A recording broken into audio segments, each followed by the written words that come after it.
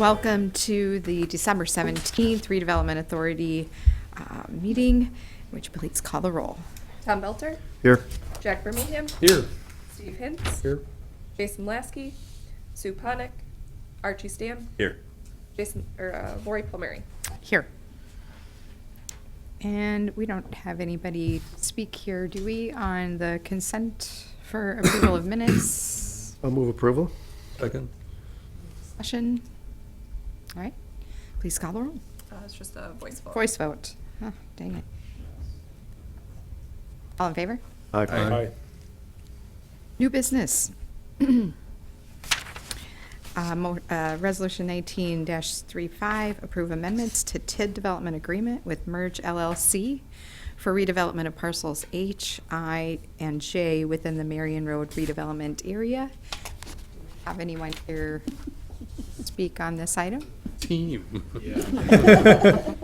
The enforcers. Sure, that's fine. Certainly. Excellent. So, since You just give your name. yeah, and- Brent Dahlstrom. Yeah, thank you. Well, thanks for having us today. It's really just been getting more exciting since the development agreement. I think everyone's aware of the news with the co-op, and working with them was fantastic. And Joy was able to make it to the announcement and talk to many people even that day that are excited about our project and hope to live downtown. To date, we've already spent a little over $500,000 on the project. What we're here today to ask for is really an extension to the closing. What we found is there's various easements throughout the project that just really weren't known. Even on the city side, just didn't know that the easements existed. So shifting a building, it's specifically the co-op building, we're moving it a little bit, reconfiguring how that will lay on the site so that we can work around the easements. And it's always easier to deal with the easements before the ownership transfer than after. And so, even though there is no monetary exchange when we take over the site, this is really the correct process to do it, that we would clear up these easements before we would move forward with the closing. On site H, specifically where the co-op is, we have clearance on the environmental side, so that's exciting news. We're working through the other site as we speak, and we're hoping that's only a couple months behind where we'll have the clearance on the environmental on that side. Is that parcel J you're talking about? Yep, that's correct. And so we have been, hate to use the word busy, but we've been busy on this site. And the construction team, we hired a GC firm out of Milwaukee, hoping to work with a lot of local subcontractors. But the current schedule has us still breaking ground in May. And the first building is right at that 10-month build.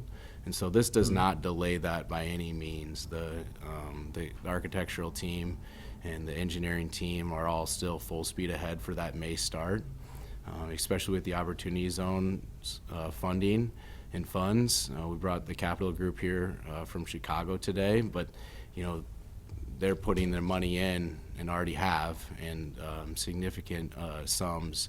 And that money really does have to be used. And so May is the date we're shooting for, and we don't see any delays happening. But thank you. I hope you understand the need for the extension. Brent, you need any longer time on the other two parcels? Or is March 31 still a doable close date for everything? We hope that's doable. We believe that's going to be enough time to get that done. We don't see any issue with that today. And so with the May groundbreaking, what would be an anticipated completion? Excuse Bless me? you. Yeah, so it's scheduled for March of the following year, right around that 10-month build. We're hoping to get the co-op in to start work, assuming that their fundraising goes okay, which I know they're off to a great start. But hopefully that they'll be in and start working on their build out even before that date, so that when the building opens, that they can open for business right around the same time that the tenants are moving in. And forgive me, I wasn't at the previous meeting, but so is the sequence, the co-op building, apartments, townhouses, is that Right, Flow. so the first building would be the co-op building, which was never really the original intent, right? The original intent was to get the site on the water done first, but as we worked with the co-op and worked with their timeline, it really expedited. And originally, this building was slated to be 2 stories, but the excitement to have a grocery store, and so we added a few stories to that building. On H, but yeah, then it would go right to the site on the water, which does have the most environmental work to work through. And we're working with the state on that as well. But the intent would be to start on that project in the fall, but if there's a chance it could go to the spring. Good. Can you tell me what the nature of the easements are, and do you anticipate any? Gosh, Joey would be better to answer what they all are, but There's a whole, A lot? Joy, could you come up? there are, there's quite a few of them. So it's kind of your, from Alan, do you, I brought along the email. There's a railroad right-of-way, there's utility easements, ATC, and then some public utilities, it looks like, easements, and some, I think, yeah, Or tower.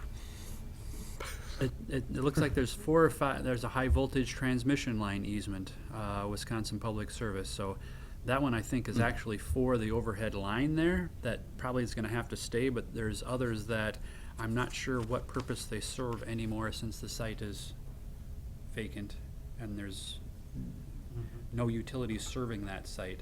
We will have to worry about the easements that we have for the stormwater and the parking and the cross-access, which I think might have to be adjusted. Was that gonna be the case, Ms. Brandt? yes, that, because Merge is looking to eliminate one of the swales. So once they have worked with the Public Works Department on the drainage for that area, then we will have to have a new stormwater maintenance agreement for that whole development area, which includes Aurora, Accucom, and Parcel H. Is it the city's responsibility to get the clearances on the easements, or? City's responsibility, I think we better do it or we're not gonna be able to sell the property. The city has to provide clear Yeah. title, Clear and as long title. as these items are showing up on title, we have to examine them and determine the best approach to either clear them or work with Merge in how to address them. so the easement that, was in question, the main one that was giving us troubles was this 40-foot utilities easement, as I understand. ATC. Exactly. Mhm. And what we're doing right now is just confirming that in fact, it is only a 40-foot easement, not a blanket easement. So that was the one that was the highest priority.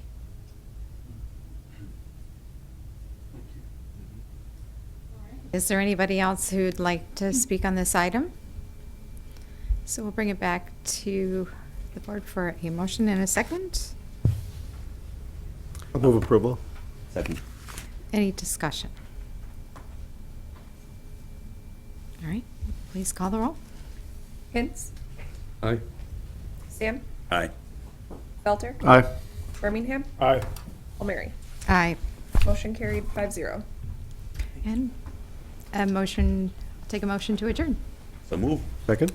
All in favor? Aye. Aye. Thank you. Thank you. Short and sweet.